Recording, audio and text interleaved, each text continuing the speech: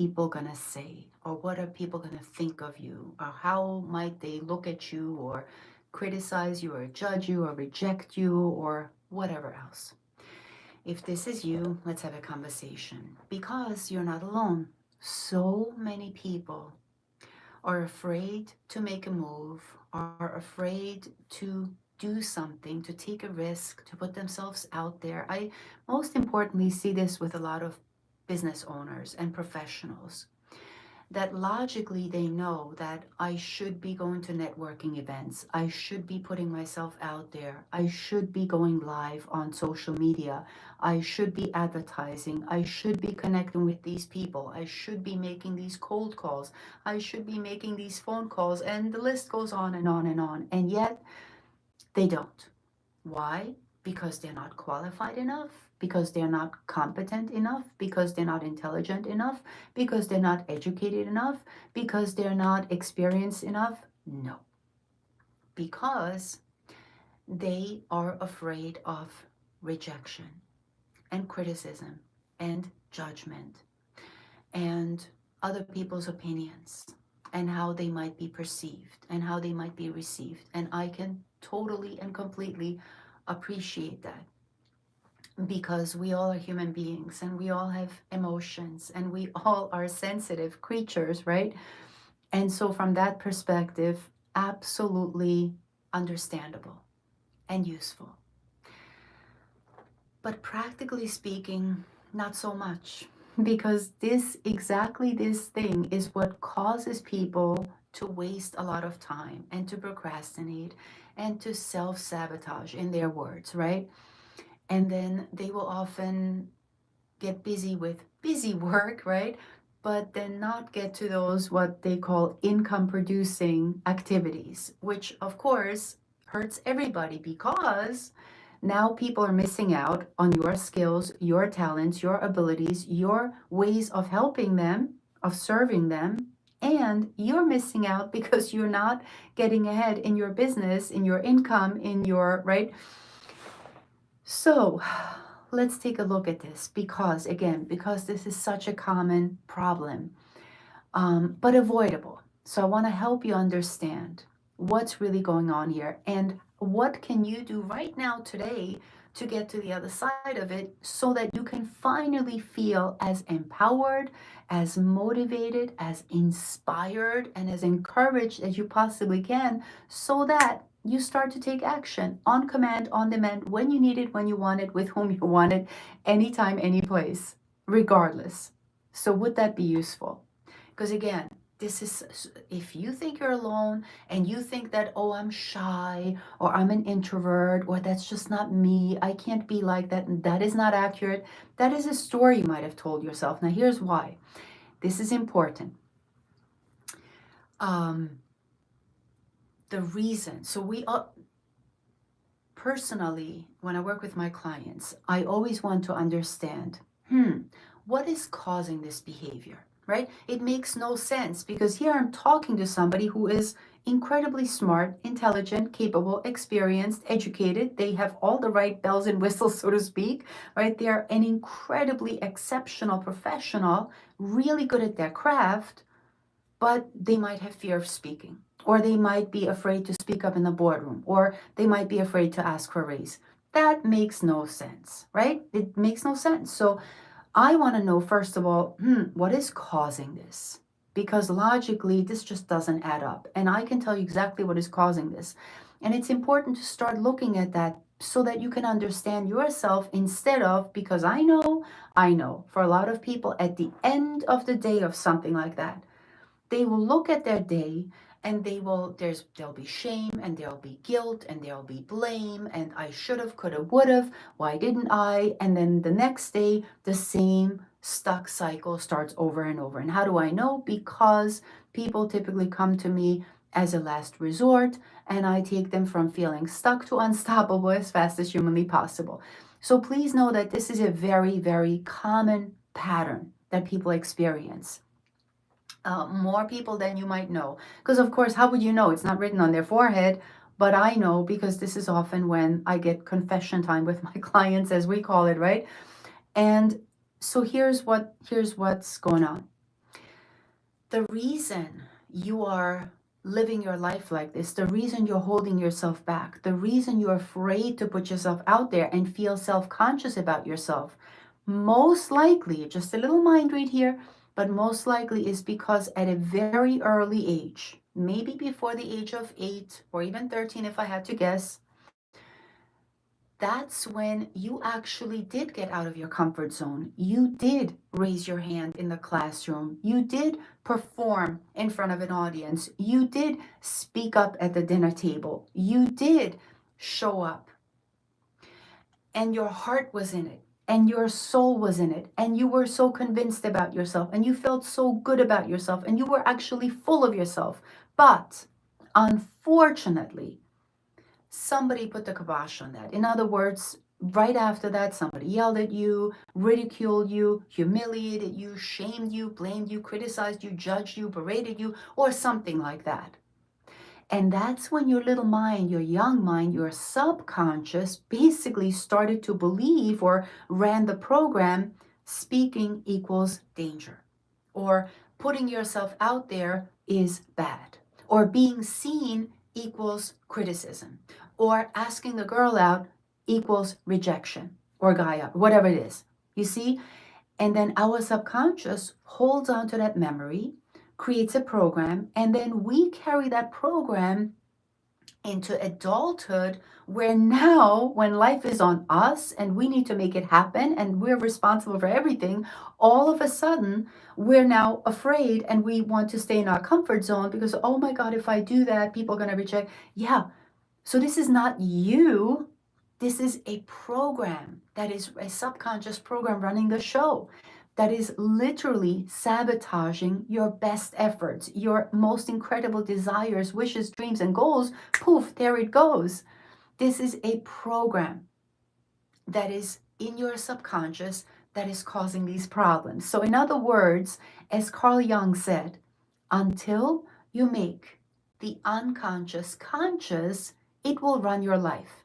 You see, and if we don't realize that, wait a minute, this is not this is not because I'm lazy, this is not because I'm unmotivated, this is not because I'm not qualified, right? And so often as an adult, we draw the wrong conclusions. Then we blame, oh, why are you so lazy? Why can't you be more productive? Why can't you be more organized? No, no, no, no, no, no. That's the wrong conclusion. I promise and guarantee you, you're not lazy, you're not unmotivated, and you probably are organized enough. This is all the subconscious running the show. And the subconscious is what literally will bring up these emotions and feelings of fear and feeling anxious and worried and mind reading about, oh, if I do this, then that's what will happen. But remember, it's not your logic, it's not your thinking that does it.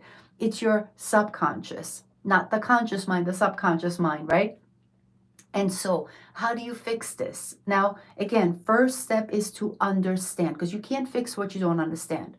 But hopefully by now you will feel just even a little bit better to realize that this is not your fault. This is not something you're doing on purpose or to, the word self-sabotage actually is such a wrong conclusion, because you wouldn't self-sabotage. You wouldn't I mean, that's kind of a distorted reality, if you ask me. It doesn't warrant, because self-sabotage to me comes with blame and shame, and you wouldn't self-sabotage. That's not something you would do. It's just that there's an old program running the show. So the way you can begin to come out of that and come up to the other side is, first of all, I think very importantly, ask yourself, because remember, all this programming from the early age you were born, whether it was your parents or your siblings or school or your relatives or religion or politics or science or the job market, all these entities have an agenda. Marketing, right? News, they all have an agenda. They all have certain things they want you to believe and buy into, which it's not good or bad. But today that you're an adult, and you might have your own business right now, or you might have your own career, or you might want to start a business. It's so important, number one, to identify what is your goal, what is your mission, what is your passion, Where is your North Star?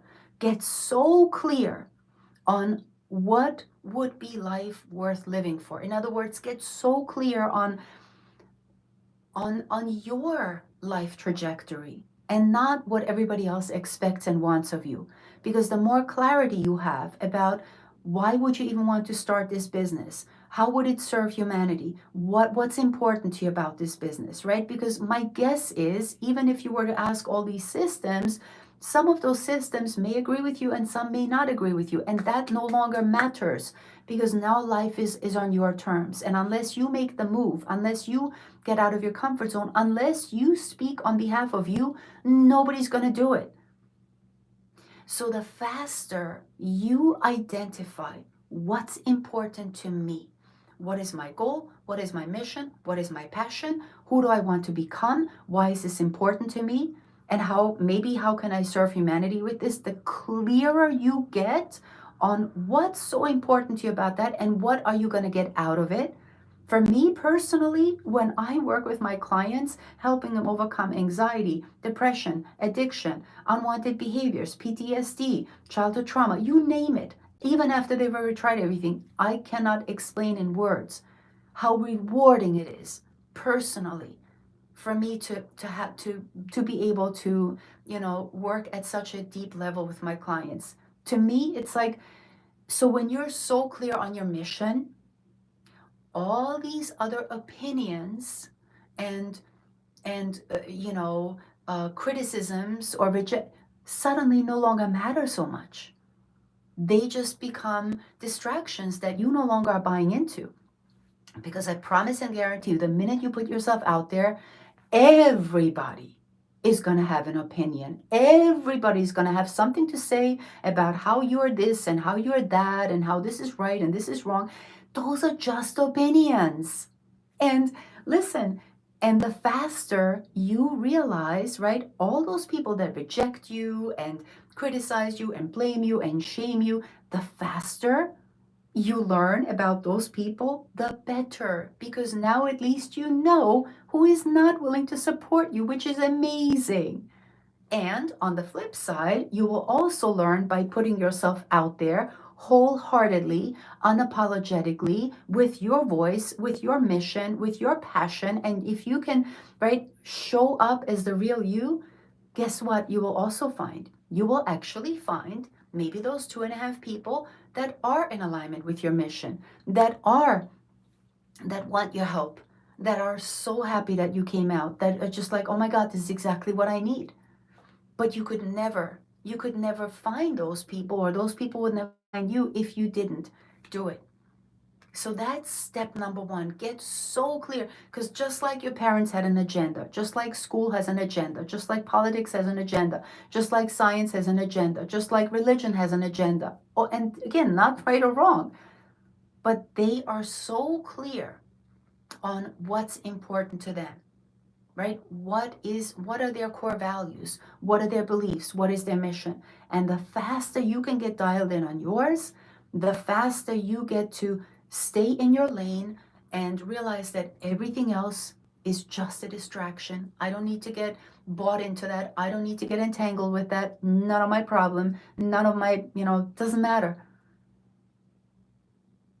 And so you become so crystal clear, you become so laser focused, so laser sharp. It's like, this is my mission, this is my passion, and for me, so this is how I handle it. For me personally, it's all about, okay, how can I get better? What else can I learn? What else can I see? Who else can I align with?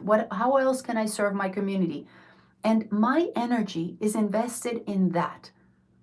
People have opinions. People will, especially on social media, right? They will try so hard to criticize me, knock me off my horse. No problem. You're entitled to your opinion. Everybody's entitled to their opinion. I just don't need to buy into it unless I want to, right? And so whether that feedback is bad or good, that's a judgment call. And for me personally, I've also learned that, to me, every feedback is valuable, even if it's hypercritical, even if it's extremely radically hurtful. It's still feedback. And I can still read in between the lines and realize, wow, those people that judge me and they say mean things to me, wow, interesting. I wonder, first of all, wow, is this the best use of their time? Really, out of everything that they could be doing right now, they are paying attention to me. I must be something important. And wow, what must be going on in their life? Nothing. That they, right? So if people, if that, and if that's what you get out of this conversation is to criticize me and be mean, no problem. You're entitled to that. No problem. I just don't have to buy into those.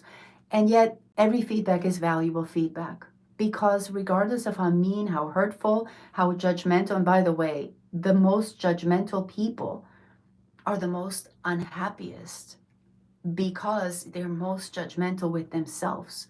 And they have this 24/7 dialogue going on within them that is actually really, really hurtful. They're, I promise you, they're the ones who keep shaming and blaming and berating themselves over and over and over. And what do you think happens when that's what's inside of you? A little bit of stress and pressure, it will come out. It just, that's just a fact, right? So anyhow, let's see. So get clear, right? Get clear, because again, everybody will have their opinion. No problem. Everybody is entitled. Everybody's opinion is right because it's their opinion. I just don't have to make it mine. That's all. Unless I want to. And that's why every conversation, whether it's good or bad, every conversation can lead to a little bit more clarity, right? Clarity as in, hey, are we in alignment here? Does this message resonate? Right? Or not? Either way, it gives me clarity. And this is why, when my clients sometimes will say, I'm afraid of confrontation. It's like, well, if you already name it that, if you give it that name, you already made a judgment call that it's going to be a confrontation. Could it also be a conversation that will lead to clarity, right? And we don't need to run away from confrontation. We can lean in to a conversation that will lead to clarity, right? So it's really important to recognize what are the words that we use, the labels that we use, right? Because very often the word confrontation will feel differently in my system versus conversation, right? One is going to be a lot more feeling like in attack mode, right? And I need to be nervous about it, versus the other one, it's just a conversation. So I don't want to get off track here, but so this is one of the fastest ways you can start getting out of your comfort zone and start making things happen. Start taking those steps one step at a time. And by the way, the other powerful thing about this, the minute you take that first step, that is, remember, on the other side of that, that's where the confidence is. That's where the courage is. Because you look back and look, oh my God, I can't believe I did that. Wow, I learned this and that and this. And so the minute you take that step, such an advantage in that, because now you get to learn what worked, what didn't work. Where can I refine my skills? What can be improved? What should I not do anymore? What else can I learn about this experience, right? How can I grow? How can I expand? And rather than criticizing yourself, even if everybody else criticized you, look at it as, if this was a learning experience, how did it serve me, right? And so, and understand that as far as humanity is, of course, people will always have opinions. There will always be somebody who will agree with you, somebody who will not agree with you, but don't let that distract you. Don't let that throw you off, because people are just people. And even this idea of criticizing or judging or discriminating, remember, from evolutionary times, the truth is, we need to. That's part of nature. Our, especially our subconscious, always scans the environment. Is this dangerous? Can I eat it? Can I use it? And that's something that, it's like a radar that goes off. So this is a normal, natural human behavior for us to always look, oh, is this a threat, or is this? So don't take it personally. It's very normal. And at the end of the day, you will either feel attracted toward, or what's the other word, repulsed, let's just say, It doesn't mean it's right or wrong. You get to ask yourself, is this right or wrong for me? Because at the end of the day, we get to take responsibility for our behaviors, for our thoughts. And that's where control comes in. You get to control. How do you think and how do you feel in response to criticism, praise, and again, remember, the most likely the only reason you're afraid to get out of your comfort zone is because when you were a child, you were ridiculed and yelled at and shamed and blamed, and instead of getting appreciation and affection and praise, you got the opposite, and that stings and that hurts, and those stories are still with you, and your subconscious is reminding you of those stories. In other words, like, are you sure you want to, right? So it will produce anxiety and fear to try to protect you. Say, hey, if this person now has panic attacks, then they don't have to do that public speaking. Great, we saved the day. When actually, no, that adult person is now a CEO and they actually should be going out there on stage, but that panic attack is not useful. But that's how the subconscious mind works. So in my opinion, and this is from my experience, one of the fastest ways and the easiest ways, most natural, powerful ways to help you override and overcome this self-consciousness and fear and anxiety is working with the subconscious, ultimately to help you break free of those programs so that you can, right? First step is identify and investigate what is the root cause of this problem, then interrupt this program that is currently running the show. It's like, no more, we're not doing panic anymore. And then install a new program so that when you see the stage, when you greet your boss, instead of feeling anxiety and fear and panic, you can now feel courage and confidence and optimism or whatever else you want, so that you can feel those feelings of empowerment and motivation, if that's what you want. And that, of course, would serve you so much better because it literally fuels you. It reignites you with passion and excitement and energy and love and, right? And this sort of fulfillment that, and of course, inner peace as well. So I hope this helped you. Let me know. I'm going to stay here for a little bit. See what messages, what interesting messages you guys have for me. Let's see.